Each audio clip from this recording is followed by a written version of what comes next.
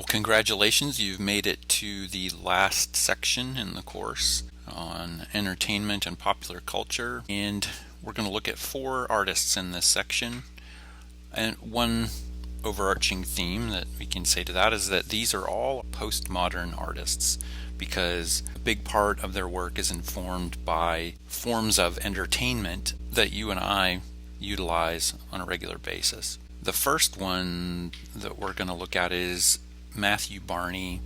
In particular, what you're seeing are scenes from his sort of epic film project, the Cremaster series. And just to explain, it's shown in the Art21 video that you watched, but here's actual segments from that movie, and it amounted to about 4.5 hours of actual film time broken down into several segments. It's not typical kind of movie in that it's not a strict narrative. It's in fact a very kind of impressionistic sort of movie. There's no strict narrative, but the overarching theme to it is basically sex, is reproduction. And so right here is a good example of Matthew Barney using things like sports, big spectacle entertainment, halftime entertainment. You have blimps up at the top. So there's one popular culture reference that comes across in his work. There's a lot of them. He rattles off several in Art21 segment. Noir films, horror movies, and he also includes actors in this series that are renowned themselves. They may not be names that you're familiar with. Ursula Andress is a very famous British actress. Norman Mailer is a very famous American author. People like that appear in his works. So he's referencing popular culture in multiple ways throughout this work. Another thing to point out too is that, of course, this is time-based work.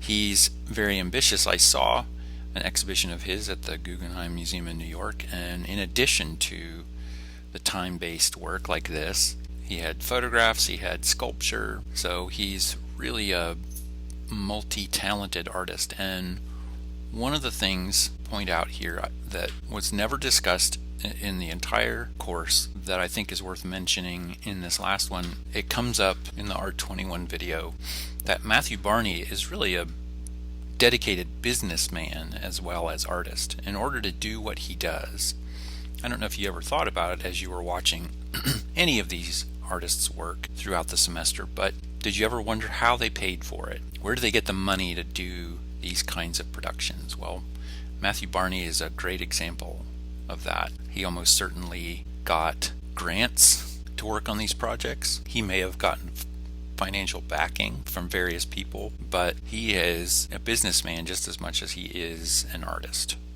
Jeff Koons is the next artist that we're looking at, and I started on this particular scene for a reason. You're going to see this sculpture and then some large-scale paintings that he's working on. And one of the things to point out with Jeff Koons' work is, for one thing, he's actually using a very old kind of system. He's using the apprentice system. He's using multiple employees to help him make his art. You could think of him as kind of the director of a movie. This is a very old form of art making. Renaissance master painters, Rembrandt, people like that would use the same kind of system to train people to become artists. They would work on painting, perhaps mix paint, stretch a canvas, do the underpainting on a large scale painting, and then the master would come in and finish it and put his name on it. So that's exactly what is happening in Jeff Koons' studio. The other thing to point out, is the reason why I stopped on this particular image, is that Jeff Koons is doing various things to give his art value. If you just look at this sculpture, especially after it's painted, it looks like an inflatable pool toy. It looks like a piece of cheap plastic, but it's not, is it? If you look at this image right here, it's actually made out of cast aluminum. You think back to the section on media and the lost wax casting process. So he's using materials that are value, he's using materials that are durable in order to create a work of art that appears to be kind of a cheap disposable toy. Jeff Koons has multiple pop culture references. If you look in this video, you see things like, coming up here is Popeye, you have pool toys, you have balloon animals, the very large scale sculpture at the Versailles Palace that has flowers on the outside is supposed to be a giant chia pet. So Jeff Koons is just full of pop culture references. And here's another thing that he's doing to give value to his art. There's printing technology out there that would allow him to make a digital print that large. The billboards you see on the side of the road are that big, but he is purposely having his apprentices paint this painting in a very painstaking way, matching all these colors really accurately in order to give that painting a monetary value. Jeff Koons is another example of a very savvy businessman. He's, I'm sure, a millionaire. I'm not a big fan of the aesthetic of his work, but I appreciate it for what he's trying to say with it and for his ability as a businessman.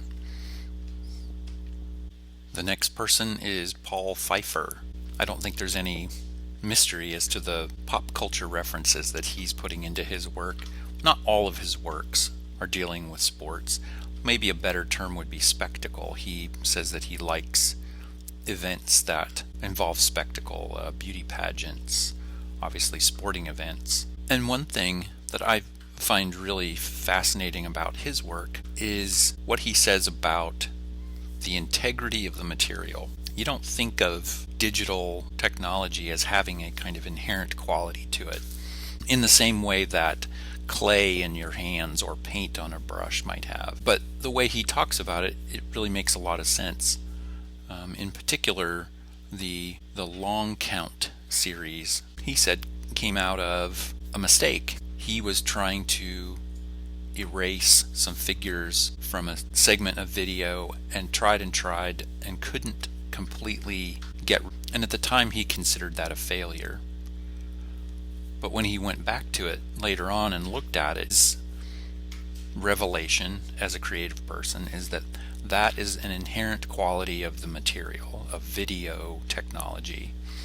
And so why not utilize that ghosty image that he was trying to get rid of, and instead made a whole series of works that utilized that ghosty image. And Paul Pfeiffer is also an artist who is questioning popular culture. I've mentioned visual literacy throughout this series of videos, and Paul Pfeiffer, I think, really epitomizes that he's someone who is asking you as the viewer to question what it is you're watching. You're watching a sports event that's backed up by millions and millions of dollars. I watch football on the weekend too. I enjoy it, but I also try to kind of stand back and look at the spectacle that's going on behind it, the millions of dollars that are being profited from the event, and the precarious position. This piece in particular, he says, was made to talk about the precarious position that the athletes are put in, that they can be making millions of dollars 1 minute, but if they succumb to an injury, their careers can be over in an instant. So here's the Long Count series, these ghosty images that appear. Really great example of artists who look at what could be perceived as a failure and turn it into a whole new series of work. Art isn't math, there's no right and wrong answers. Failures can often be as useful as successes.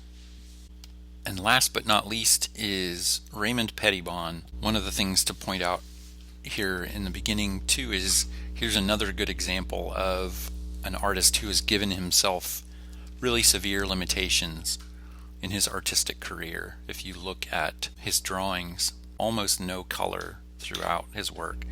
It's simply ink on paper. You really can't get much simpler than that. And yet he's a very successful artist. The reason I pull up this image first is to talk a little bit about his background. He actually started out his career in Los Angeles. His brother, Greg Ginn, was one of the founders of the punk rock band Black Flag. And so Raymond actually became known for making art for posters for gigs, album covers. So he built a reputation for himself associated with Black Flag. So right there's popular culture connection. And he managed to navigate the fine art world as well. One of the things about Raymond Pettibon's work that is unique compared to most of the work we've seen in this course is his use of text along with the image. So there's a kind of narrative to his work, but it's not like a comic book. The look of the work has a kind of comic book appearance to it, which is another pop culture reference. But in the video, he talks about the fact that he likes vague text, or maybe the image and the text don't actually meet up. Imagine it's just one frame out of a long movie. You're seeing a tiny segment of a story. There's a lot that happened before. There's a lot that will happen afterwards. And he's simply giving you a window into that world. This cover for Sonic Youth, I think, is a really good example of that. The text alludes to a much longer narrative, and he's giving you a little sneak of the whole thing. If you remember from the video, he tends to rely on kind of iconic images that he goes back to over and over.